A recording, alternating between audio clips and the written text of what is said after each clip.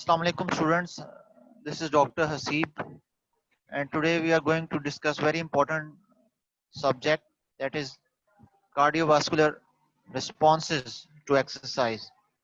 So by the end of today's session we will learn what are the changes in the cardiovascular system in response to physical exercise. Then we will learn how blood flow in skeletal muscle is controlled. This will be followed by the control of blood flow in the coronary vessels, that is the vascular system supplying the heart. And at the end of today's discussion, we will learn a few things about coronary steal syndrome. So these are the learning outcomes for today's session.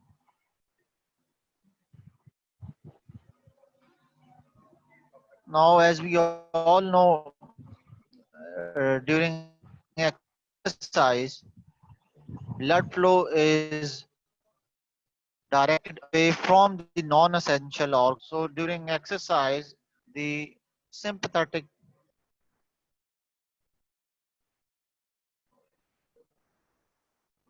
Ji Nadeem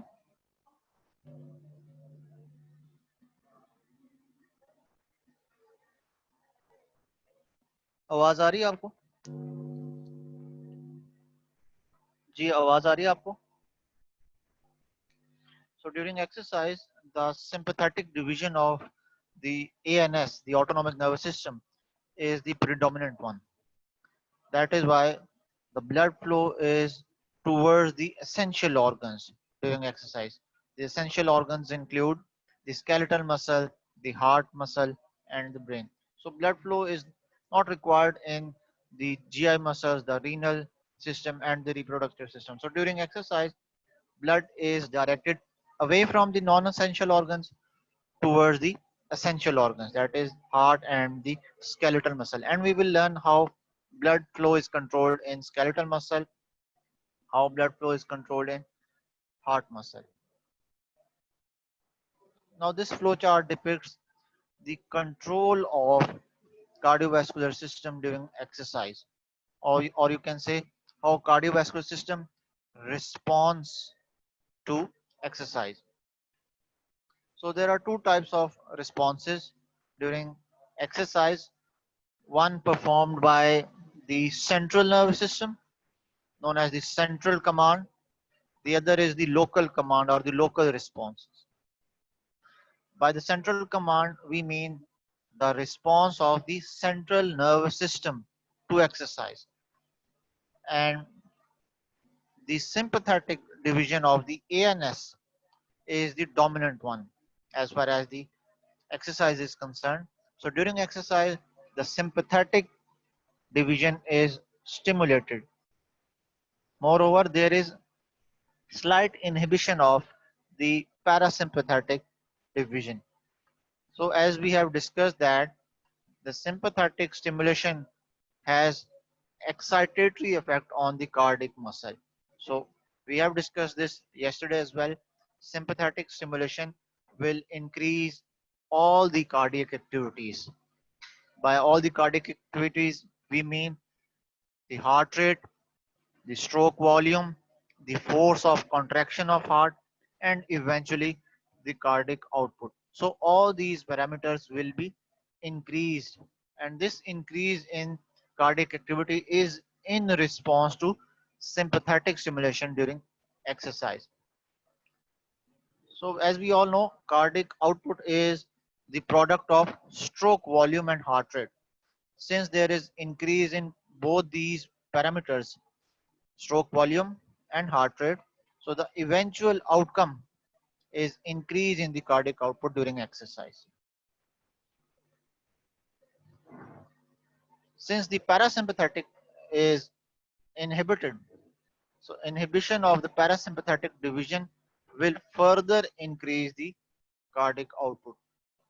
Since sympathetic and parasympathetic stimulation they have opposite effects on heart, so stimulation of sympathetic and inhibition of parasympathetic will cause excitatory effects on cardiac muscle. Moreover, there is constriction of the blood vessels. So sympathetic stimulation will cause vascular constriction or vasoconstriction. By vasoconstriction, we are referring to constriction of the blood vessels that includes the arteries plus the veins and venules. So constriction of both the arteries and veins will take place in response to sympathetic stimulation. Due to this vasoconstriction, especially venoconstriction, the venous return will increase and the blood flow to the skeletal muscle will be increased as well.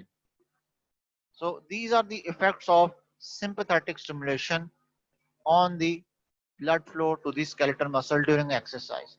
And this is the central command or the control by the central nervous system. Then there are some local factors that also play their part during exercise. So when we perform physical activity, when we perform strenuous exercises, certain local metabolites are released by the skeletal muscle.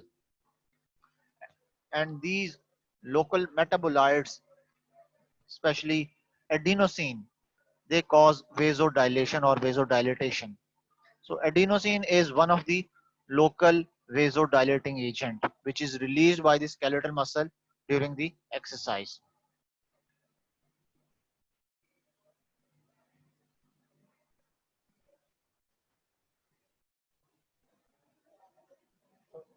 Due to release of these vasodilators, the resistance in the peripheral vessels drops.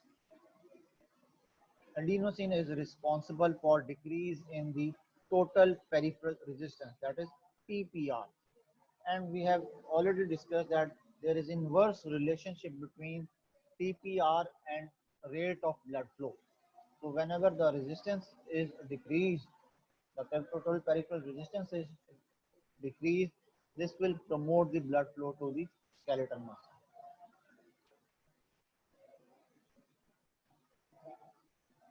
So these are the cardiovascular responses to exercise. And central command and local command, both these controls, they simultaneously control the blood flow. Remember, these two controls, they are taking place simultaneously.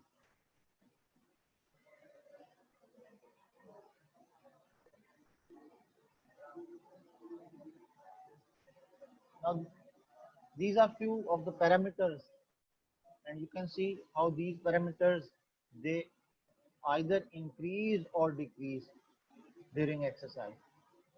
First, we look at the heart rate. So what happens to the heart rate during exercise? The heart rate is increased. Moreover, there is increase in the stroke volume. That is the volume or the quantity of blood pumped by the heart per stroke, per beat. Approximately 70 milliliters in adult males. And the product of heart rate and stroke volume is your cardiac output. And increase in heart rate and stroke volume will eventually cause increase in the cardiac output as well.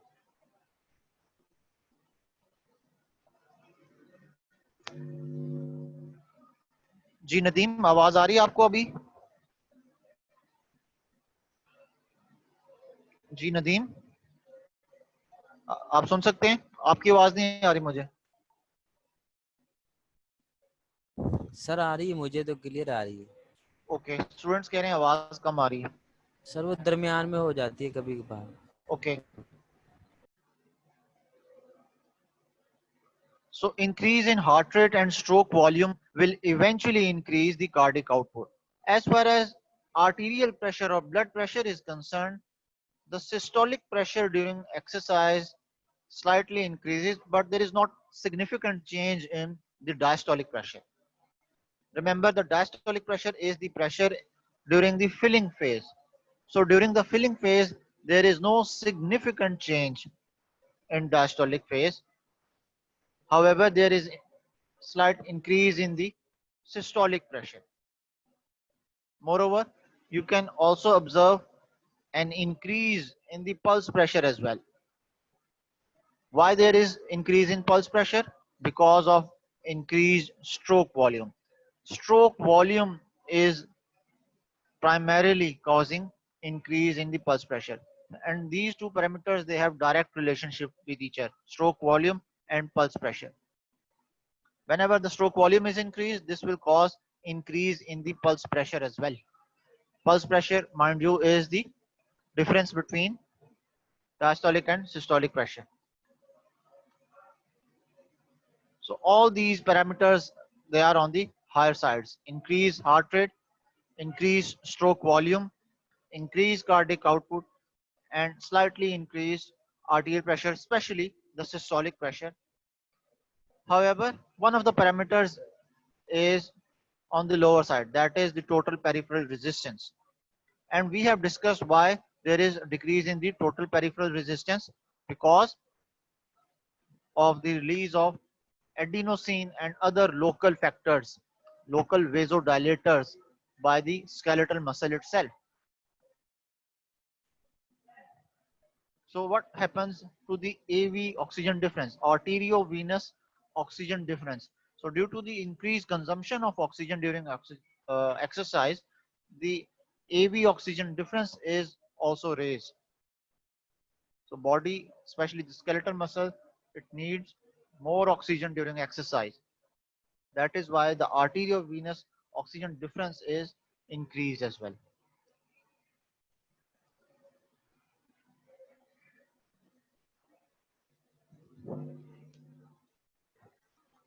Now this is the tabulated form of the same description that we have discussed. You can see cardiovascular changes, different parameters are given on your left hand side. We have discussed the effect on the heart rate. We have discussed the effect on the stroke volume.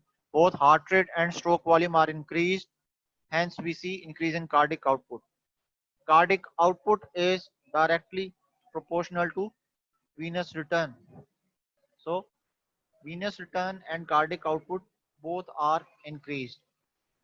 So, direct relationship is there according to the Frank-Starling's law.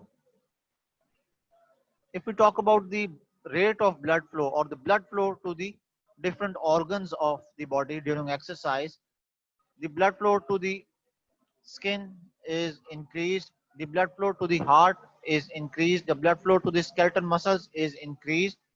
However, the blood flow to the unwanted regions like the GI tract, the renal system, and the reproductive system, the blood flow is reduced because during exercise, more oxygen is required in the skeletal muscles. More physical activity is being performed by the skeletal muscles. Hence, the blood flow is directed from the non-essential organs towards the essential organs, right?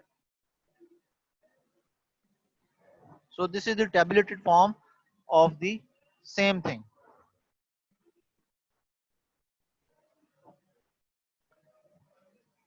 Now in this figure, we can summarize the effect of cardiovascular changes during exercise. You can see the parameters are written on your left hand side, and these percentages, they indicate either increase or decrease in these parameters. Increase in cardiac output, increase in heart rate and stroke volume, right? Increase in systolic pressure. You can see the diastolic pressure here. The diastolic pressure, no significant change is there. The systolic pressure is increased during exercise, but during the filling phase, diastolic phase is the filling phase, there is no significant change in the diastolic pressure. But the cumulative effect on the arterial pressure is slightly increased. So you can see 15% increase in the mean arterial pressure, 15%. Although there is no significant change in the diastolic pressure, however, systolic pressure is raised to 50%. Hence, we observe slight increase in the mean arterial pressure.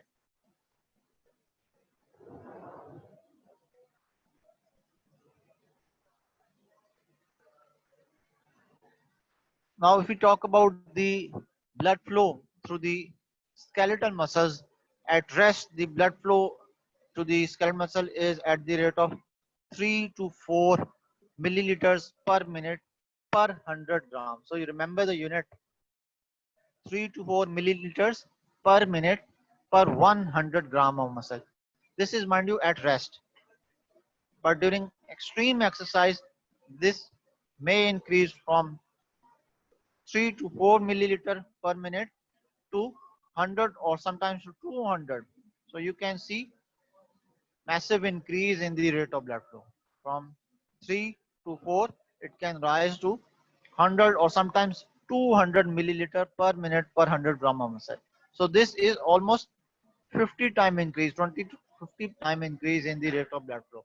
Because during exercise, the skeletal muscle, they require, they demand extra oxygen to perform their activity.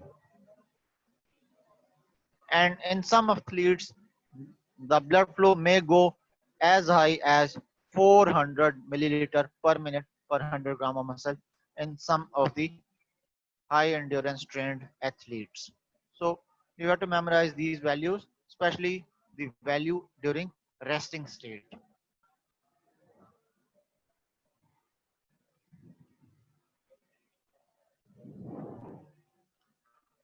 So how blood flow is controlled in skeletal muscles, and there is the role of oxygen, right? We have discussed that whenever there is deficiency of oxygen in the skeletal muscle, this will promote, this will enhance the blood flow to the skeletal muscle. And we have understood the concept of oxygen lack theory, or oxygen demand theory. So whenever there is deficiency of oxygen, the blood flow is increased, and this is a compensatory effect, remember. So this is one of the compensatory effects. So besides oxygen, there are some other vasodilators which are released by the skeletal muscle itself.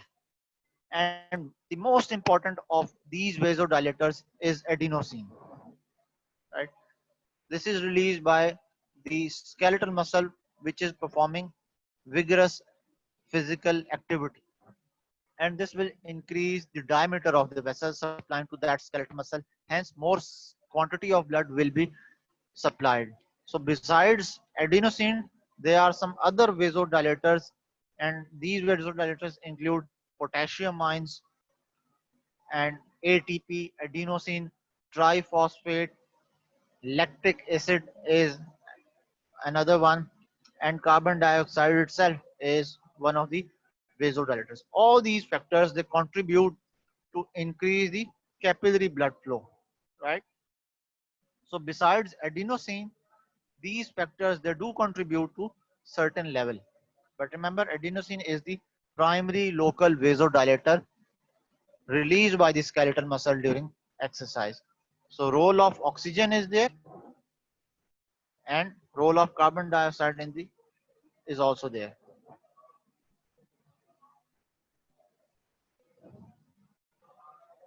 So you must have read in your anatomy classes the blood supply of the heart, or the coronary supply, coronary vessels. Now this figure shows you the main coronary artery. This is the arterial supply. Venous supply is not shown in this figure. You can see the left coronary artery here, it supplying the left ventricle, and then the right coronary artery, it's supplying the right side of the ventricle. So the left coronary artery, it supplies the anterior and left lateral portions of the left ventricle, most of the left lateral portions. Whereas the right coronary artery, it supplies most of the ventricle and posterior part of the left ventricle, right? And the normal coronary blood flow in resting state in normal is 70 milliliters per minute per 100 gram of heart weight. This is equal to almost 225 milliliter in 1 minute. So this 225 milliliter per minute is almost 5% of the total cardiac output, which is 5,000 milliliters per minute. So total cardiac output is 5,000 milliliters, and out of this 5,000, 225,000 is contributed by the coronary vessels.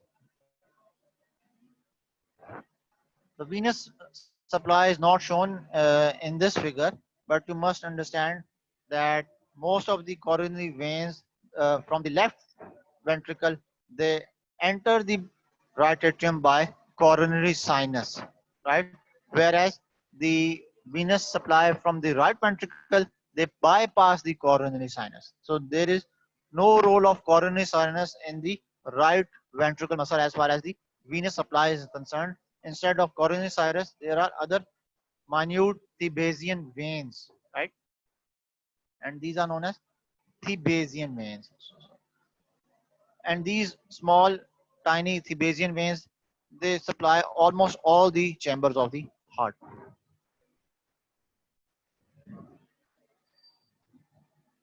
So this is the coronary supply.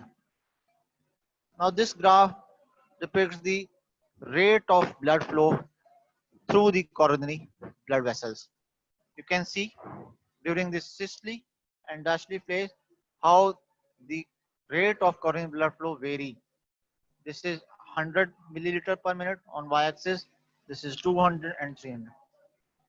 And the unique feature is that during the contraction phase, there is drop in the coronary blood flow. So during systole, there is decrease in the coronary blood flow. And during diastole, there is increase in the coronary blood flow. Now this is very unique feature. This is very unlikely how coronary blood flow is reduced during the systole phase. Unlike the peripheral vessels, where the blood flow is increased during the systole and decreased during the diastole, this is entirely the opposite effect. And why there is the opposite effect? The reason is compression of the intramuscular vessels during systole. So when the heart contracts during the systole phase, the blood vessels they contract. So compression of the blood vessels during the contraction will cause drop in the coronary blood flow during systole. Whereas during the filling phase, the cardiac muscle relaxes. Now there is no compression from outside and blood flow is increased, right? So this is opposite if we compare it with the peripheral vessels. The blood flow in the coronary vessels is slightly different.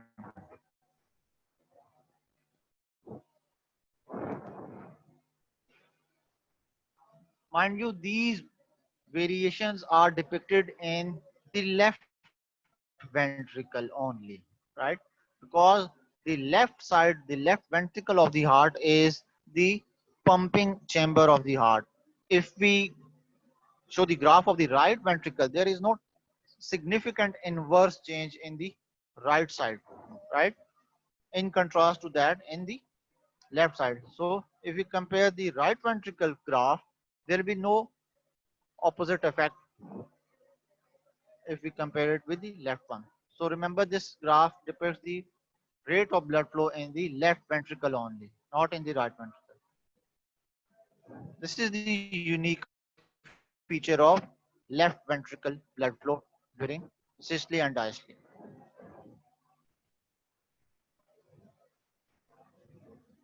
Now, how blood flow is controlled in the coronary circulation? We have discussed the local control. The local control mechanism is the primary mechanism, and there is role of adenosine. Then we have the oxygen demand theory or oxygen lag theory, yet another factor that controls the blood flow. So local metabolites and oxygen demand theory, both are regulators, important regulators for coronary blood flow. So besides the local control, we have nervous control, right? And in nervous control, there is effect of both sympathetic nervous system and parasympathetic nervous system. So as we all know, there is dominant effect of sympathetic nervous system as compared to the parasympathetic nervous system. So if we talk about the effects of sympathetic stimulation on heart, this will give you excitatory response. So sympathetic is excitatory, parasympathetic is inhibitory. So there is vasoconstriction in response to sympathetic stimulation. Distribution of the parasympathetic to the coronary system is not great, and vagus nerve is the primary parasympathetic nerve, which is responsible for the release of the neurotransmitter acetylcholine. But this is not great, right? The dominant effect is performed by the sympathetic. It is much more extensive if we compare it with the parasympathetic supply. And the neurotransmitter released here is the norepinephrine and epinephrine, right? This is the neurotransmitter. And there are two types of receptors, alpha receptors and beta receptors, and both coexist in the coronary circulation. And these are different types of receptors, and the effects are also different, right? So remember, alpha are for constriction and beta are for dilation. So constrictor effect of alpha receptors performed by the sympathetic mainly. Dilator effect is performed by the beta receptor, performed by the parasympathetic division mainly. So we can conclude that sympathetic stimulation can cause coronary constriction or dilatation, but the cumulative effect is usually constriction. Since both the receptors are present, alpha and beta, one causes constriction, the other causes dilation, but the cumulative effect of sympathetic stimulation is constriction. Now we have to understand few terminologies. One of them is ischemia. Now, ischemia is not a physiological response. Ischemia is a pathological condition. This is not normal. This is pathological condition. Ischemia. So, what is meant by the term ischemia? In simple words, it means diminished oxygen supply or diminished blood supply. So, ischemia simply means decreased blood supply to the organ, especially the heart. When we use the term ischemia, almost always we are referring to which organ? The heart. So whenever the blood supply is reduced, the oxygen requirements will not be fulfilled, and we will label that condition as ischemia. Then there is slight difference between ischemia and infarct. Ischemia is diminished blood supply to organ. Which organ? Especially the heart. This is ischemia. Infarct is dead tissue due to ischemia. So whenever there is diminished blood supply, the oxygen requirements are not fulfilled. Hence, the tissue of that localized region is dead, and this dead tissue is known as infarct. And the phenomenon of infarct formation is infarction. So you must understand the difference between these terminologies. Ischemia is diminished blood supply to heart. Diminished blood supply to heart will cause diminished oxygen supply. Diminished oxygen supply will cause the localized area to become dead. And this dead necrotic tissue will be labeled as an infarct. And the whole phenomenon is known as infarction. When we are referring to the heart muscle, we will label it as myocardial infarction. Myocardial infarction, commonly denoted as MI. So, what is myocardium? This is the outermost layer of the heart. So, MI is myocardial infarction.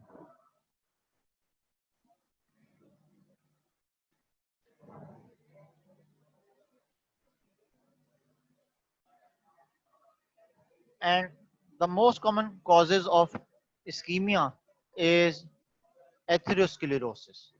Now, what is atherosclerosis? Atherosclerosis is formation of atheromas. Now, what are atheromas? Anyone? Atheromas are plaque formation within the blood vessels, and these plaques are lipid plaques due to fatty content in the blood. The blood flow is compromised, and these multiple plaques are being formed within the blood vessels, and these plaques are known as atheromas. And formation of these multiple atheromas is known as atherosclerosis. Whenever there is formation of atherosclerosis, this will cause compromised blood flow. Hence, the oxygen requirements will not be fulfilled, and this is known as ischemic heart disease. The other cause is acute coronary occlusion. Whenever there is obstruction of the coronary vessels, this is sudden ischemia. If the major vessel supplying to the myocardium is blocked due to any atheroma, suddenly that area, localized region of the myocardium will become dead. And this is known as myocardial infarction. Now, what are the causes of death after acute coronary occlusion? So, there are different causes. One of the causes is decrease in the cardiac output. Whenever the coronary vessel is occluded, this will cause drop in the cardiac output. What is cardiac output? The amount or the volume of blood pumped by the heart in 1 minute. If one of the major vessels is being occluded, obviously it will compromise the volume of blood which is being ejected by the left ventricle in 1 minute. And 5 liters per minute is the minimum requirement for healthy adult males. So if this requirement is not fulfilled, this may cause death. So decrease in the cardiac output is one of the causes, in fact, the most common cause of death. The other cause includes the pooling up of blood in the pulmonary vessels. So the blood vessels supplying to the heart are the pulmonary vessels. Remember, the blood from the right ventricle is ejected into the pulmonary artery. And we have discussed the pressure inside the pulmonary artery is the afterload for the right ventricle, right? So sometimes during coronary occlusion, there is pooling up of blood in the pulmonary circulation, and this is known as pulmonary edema. So another cause of death is pulmonary edema. The third is arrhythmias of the heart. Whenever the rhythm is lost, this may cause death, because heart not only beats at the rate of 72 beats per minute, but it also beats at a certain rhythm. So there's a rhythm to it, and one of the uh, arrhythmias is fibrillation of the heart. We will discuss the cardiac abnormalities. What is atrial fibrillation? What is ventricular fibrillation? So either of these conditions, atrial or ventricular fibrillation, they may lead to death. And sometimes there is a rupture of the whole cardiac muscle, and this is a severe condition, a very fatal one. Rupture of the heart. When the heart is ruptured, when the myocardium is ruptured, obviously the cardiac output will suddenly drop, and the patient will suddenly die. So these are the four most important causes of death during acute coronary occlusion. These are acute causes.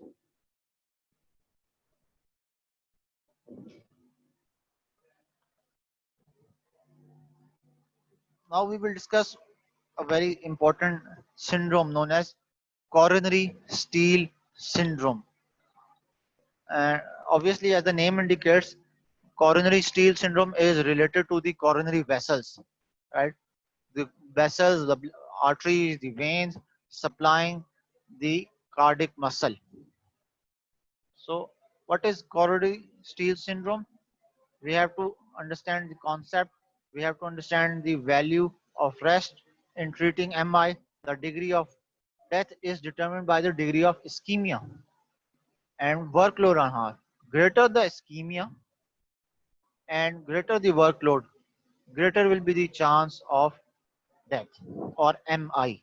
So sometimes whenever there is ischemia or whenever there is excessive workload on heart, especially during strenuous exercise, during emotional strain, or sometimes after fatigue, under these circumstances, the cardiac muscle then it needs extra oxygen, right? Because it is compromised during exercise, it needs extra oxygen. During fatigue, it also needs extra oxygen. So, under these circumstances, if there is anastomotic blood vessels to the ischemic area and the heart continues to work excessively, so what happens sometimes the heart becomes excessively active and the blood vessels they start dilating. So, this dilation of blood vessels will direct the blood flow into the coronary vessels of the normal muscle tissue. Remember, the blood is being directed to the normal and the ischemic area is left behind, right? The deficient part where more oxygen is required is left behind. So blood is directed to normal muscle tissue. The, the important area, ischemic region of the heart where extra oxygen is required is left behind, and the condition, the ischemia worsens, and such situation is labeled as coronary steal syndrome.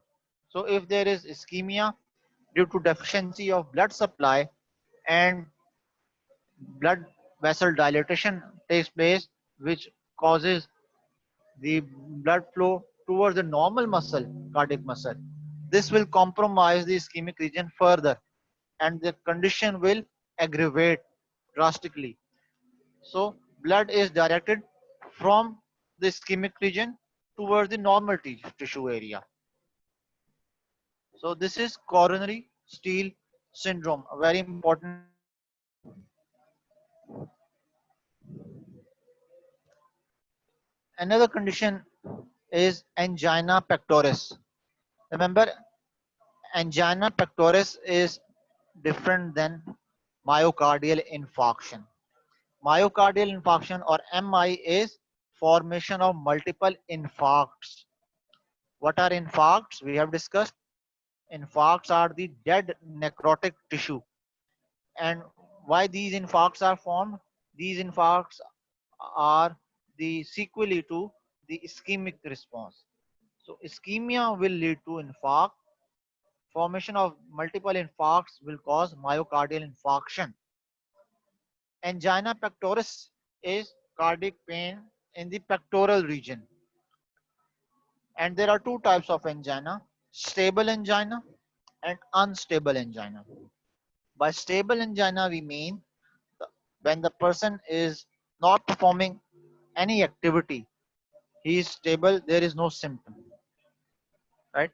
This is also known as effort angina, sometimes known as effort angina, stable angina or effort angina. So the condition will worsen or precipitated by some activity. For example, when the patient starts running or jogging or performing any vigorous exercise, only then the symptoms will appear. And the symptoms are non existent, they are not present at rest. So the symptoms appear during activity and they disappear during rest. So, since the symptoms are not present at rest and the patient is stable at rest, so we will call such type of angina as stable angina. And the other type is unstable angina. Unstable angina is which occurs even at rest, right? So this is serious condition. This is more frequent. Uh, this is a serious condition, and the attacks are also more frequent. Not only the frequency is increased, but the intensity is on the higher side as well. So there are two types of angina: stable angina and unstable angina. Stable angina is during effort, and unstable angina is present even at rest. So this is the difference between the two types of cardiac pain known as angina pectoris.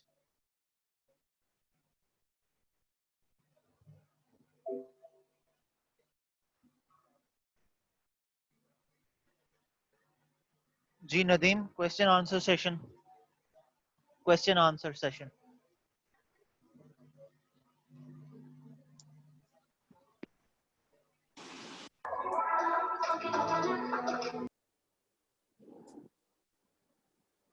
Yes, students, if you have any question regarding cardiovascular response to exercise, you can ask. We still have 10 minutes.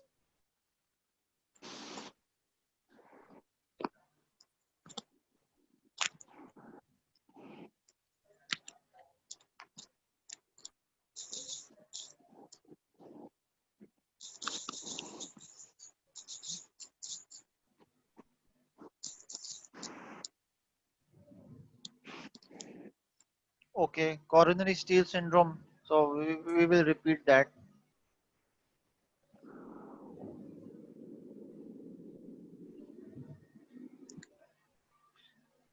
In coronary steal syndrome, the ischemic area is deprived of blood flow. Ischemia is diminished blood supply. Whenever there is diminished blood supply to any region of the heart, this will cause deficiency of oxygen, which is very vital for the cardiac muscle to perform its normal optimum activity. So deficiency of blood supply or diminished blood supply to a certain region of the heart will cause that area to become ischemic. But there are some normal blood vessels around the ischemic region as well. So during coronary steal syndrome, the blood is directed from the ischemic region towards the normal tissue, right? Although oxygen is required in the ischemic region, but there is dilatation of the collateral normal muscle. Hence, the direction of the blood flow is towards the normal, and this will deprive the ischemic region further, and the condition will worsen, right?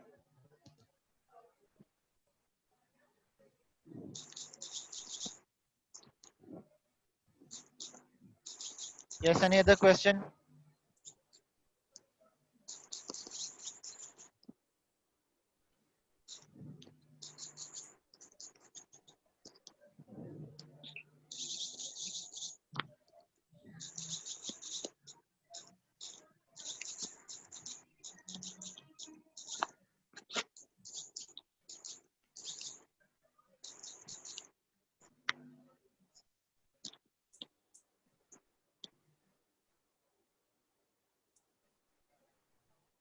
Yes, students,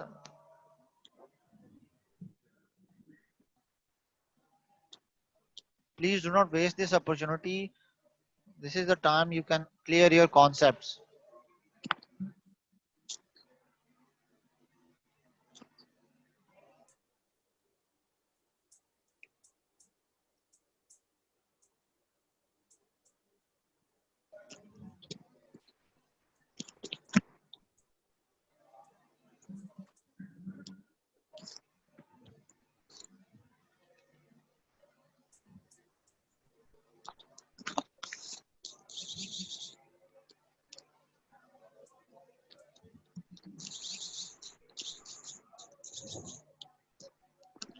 If you understand this flow chart, this will help you a lot. This is the summary of the whole cardiovascular response to exercise. If there is any query, you can ask now, or we can revise this flow chart. ये वाला समझा दें दोबारा.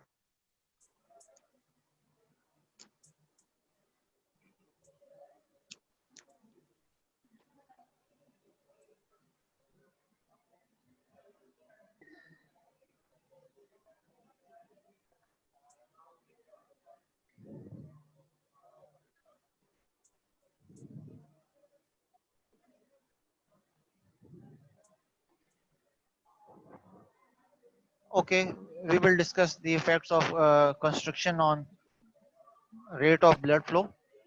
So these two responses, they occur simultaneously. One is the central command performed by the central nervous system. Remember, this central command is performed by the CNS. Wait a second. This is performed by the CNS. And remember, the sympathetic division of the nervous system is the dominant one. So increase in the sympathetic division will cause increase in all the cardiac activities. We have discussed the role of sympathetic stimulation. Sympathetic stimulation will increase all the cardiac activities.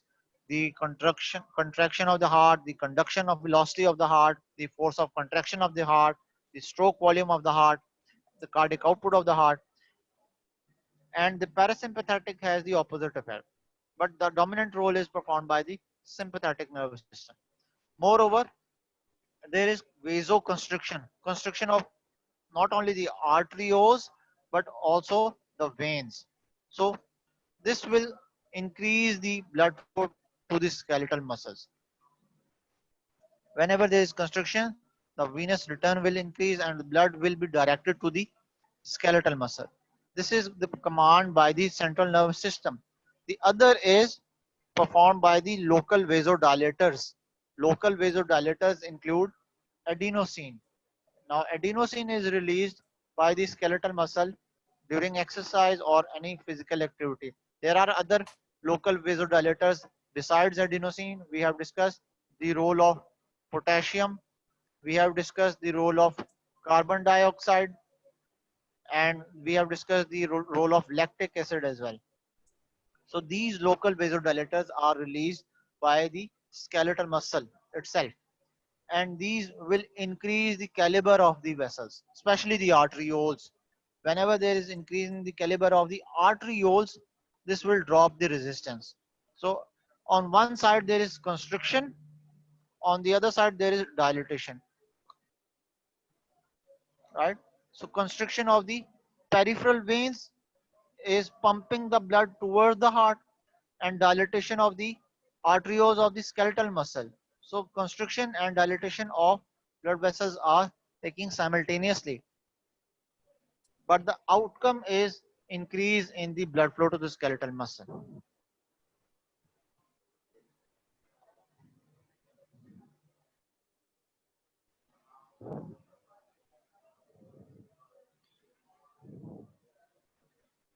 Any other question? Please let me know.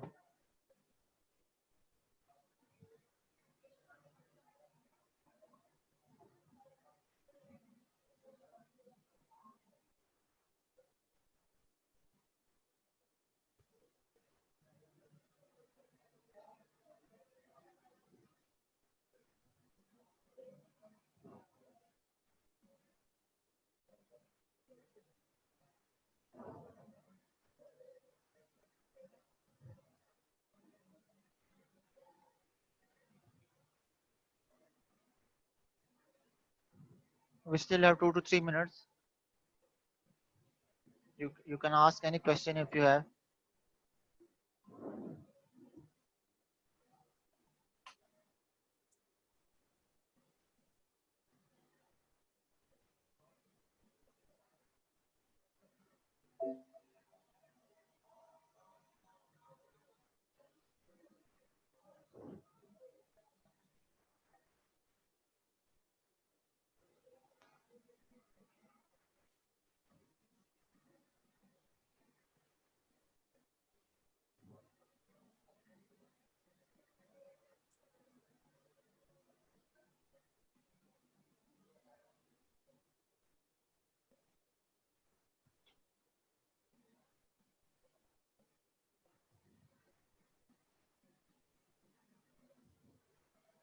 Okay, control of coronary blood flow. So as far as the coronary blood flow is concerned, we have discussed the two types of controls. One is performed by the nervous system, sympathetic control and parasympathetic control, and the other is the local control. In local control, the role of oxygen is important. Oxygen demand theory or oxygen lack theory. Whenever there is deficiency in oxygen content, this will cause vasodilation as a compensatory response, and blood flow will be compensated. Blood flow will be increased. This is the local control. This is the intrinsic mechanism. And the extrinsic mechanism is performed by the nervous system. And the two divisions are the sympathetic nervous system and the parasympathetic nervous system.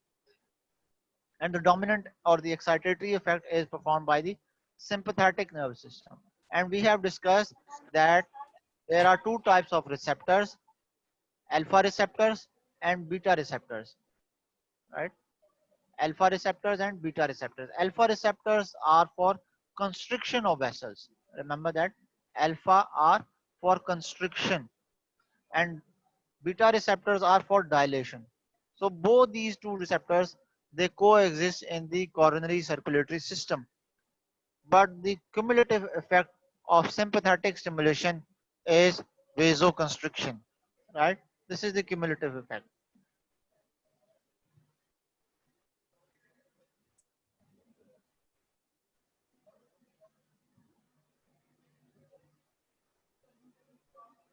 Any other question?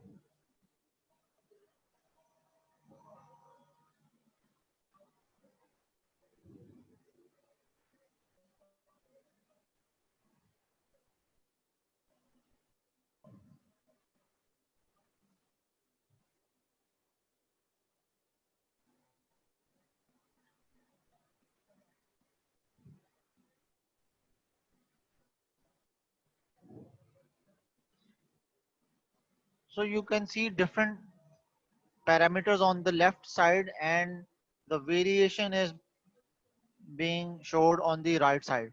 These are the percentages and these parameters are either increased during exercise. This is the cardiovascular response to exercise. So what happens to the heart rate during exercise? The heart rate is increased, the stroke volume is increased, and cardiac output is equal to heart rate multiplied by stroke volume. So increase in heart rate and increase in stroke volume will increase the cardiac output as well. Then the total peripheral resistance is decreased. So what happens to TPR?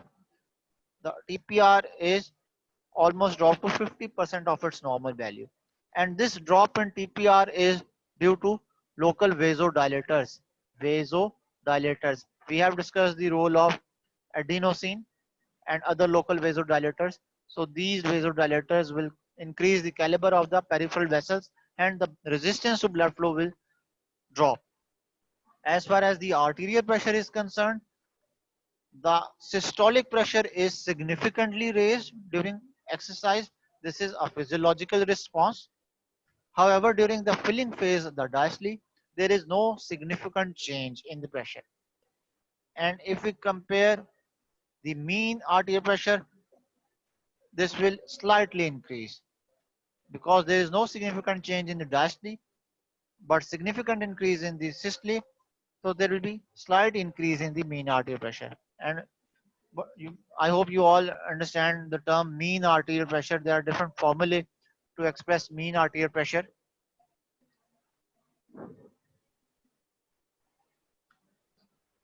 Sometimes mean arterial pressure is depicted as cardiac output multiplied by total peripheral resistance as well. Any other question?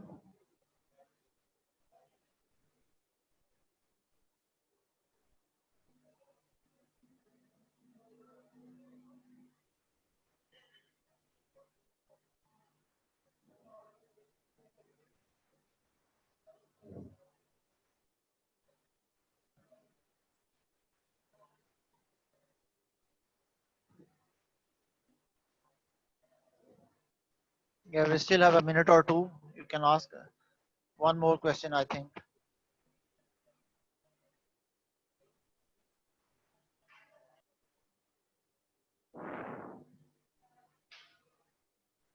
Okay, I guess there are no other questions. I hope all is good. Okay, thank you so much. Thank you, students.